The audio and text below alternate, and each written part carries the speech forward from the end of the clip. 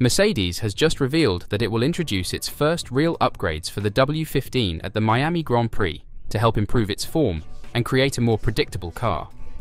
This upgrade comes after George Russell advised a return to basics approach, and Lewis Hamilton kept on experimenting with little to no success.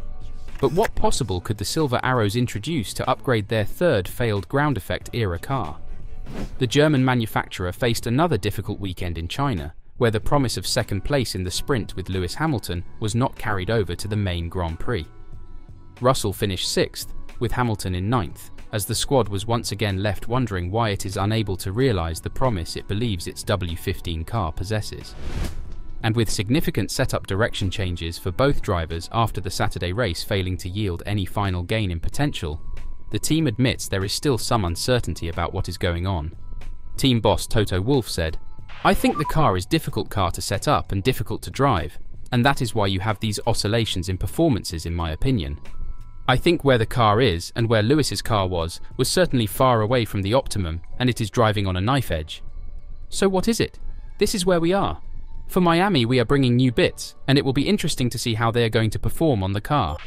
Russell believes that the fact that big setup modifications during the China weekend resulted in little improvement in performance indicates that Mercedes may need to accept that the vehicle is now capable of delivering everything that it is capable of. "We've had two different setups this weekend, both of which produced very similar lap times and performance," Russell added. "So the work needs to be back at the factory, and ultimately in F1, the more downforce you have, the faster you'll go. The setup is the cherry on the cake." According to Russell, Mercedes should abandon the pursuit of a flawless setup in favour of a more traditional approach centred on rapid development and a series of improvements. "I think there is no silver bullet," he said. "We just need to keep on adding performance and focusing on the basics, which is in the wind tunnel and in the CFD, just adding downforce. Maybe sometimes it's as simple as that." Russell stated that so much testing and direction shift had occurred throughout the ground effect period to arrive at what the team presently possesses that it may have reached a limit on what is achievable with its existing technology. "I think we've understood enough so far that we just need to add downforce," he explained. "We've changed philosophies, and we've changed concepts quite a few times now over the last 2 years. My personal view is that no matter what concept you're on, you just need to have as much downforce as possible, and you'll deal with the limitations thereafter. So yeah, let's see in Miami. We've got some upgrades coming to the car. Let's see what we can do with that." And these upgrades are focused on making sure the basics of the car will be enhanced, so the drivers will have a bigger setup window, which could help the drivers out in their experiments. Lewis Hamilton's also admitted that he drove excessive setup adjustments by mistake at the Chinese Grand Prix, and this is also part of Mercedes's Formula One team's recognition that it has to focus on the basics, whether at the team's request or, in the case of Hamilton, at the driver's own initiative. There have been several occasions in the previous 2.5 years of Hamilton or George Russell attributing dramatic performance swings to variations of setup experiments. It has often been Hamilton. For a while, this was attributed to him assisting the crew in exploring the troublesome car's setup windows in an attempt to unlock anything. This year, Hamilton has revealed that he has gotten himself into difficulty. After qualifying and finishing second in the sprint in Shanghai last weekend, Hamilton started just 18th in the main race due to a qualifying fault, and he worked throughout the race until finishing in the points with a late flourish. It prompted a light-hearted self-effacing joke from Hamilton on the cool-down lap, when he said, "We won't make that setup change again, Bono, that was my bad." He had already suggested after the sprint that he had driven some sizable setup changes, and confessed post-race that he paid the price, and vowed to "make sure I don't do that in the future." Senior Mercedes executives Toto Wolff and Andrew Shovlin agreed that extensive changes had occurred, and not for the better.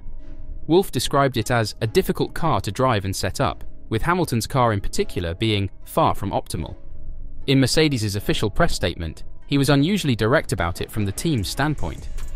"We must make sure that we are not trying to find a silver bullet each weekend when it comes to how we run the car," Wolff stated. "We made too many extreme changes after the sprint, and that made the most important part of the weekend much more challenging. Overall, this weekend was typical of Mercedes, in that they probably accomplished as much as they could with the two cars." Hamilton greatly outperformed in sprint qualifying, taking full advantage of the wet conditions, and shown to everyone who doubted his skill or interest that he had both. and once that car gains track position, it can compete with Ferrari, McLaren, and Aston Martin. On Saturday, Hamilton was pushing the limits of what that car is capable of. However, in qualifying and Sunday's race, Russell was the driver who got the most out of the car, which, if starting from behind, translates to nothing more than sniping to defeat the aforementioned opponents if any of them underperform. So this was not a poor reaction from the team or driver to one mishap. Rather, it addressed a trend in the early races of maybe overreaching at times. Mercedes is fourth best right now, which has resulted in pursuing too much on setup and then playing catch-up during the weekend, or locking in adjustments for critical sessions that cannot be undone and must be lived with. The lesson is to accept this car for what it is right now and do your best with it until it can be improved. Clearly, Mercedes must improve performance because the car is simply not fast enough. Russell believed that this was one of the foundations Mercedes needed to improve. There is no silver bullet, and we just need to keep on adding performance and focusing on the basics, which is in the wind tunnel, in the CFD, just adding downforce, he went on to say. Maybe sometimes it's as simple as that. Easier said than done. Until then, the team has to improve its handling of the situation.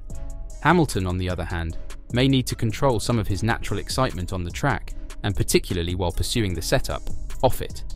He knows what he wants the car to do, and he knows how he has previously pulled a rabbit out of a hat by braking deep into bends and somehow made it stay. But it is just not doable with this generation of cars, particularly this generation of Mercedes. When Hamilton has a better foundation and a cleaner weekend, he is quite effective. We witnessed that for the most of the weekend in Suzuka and in the sprint in China. The great performance we have come to expect from him is certainly still achievable.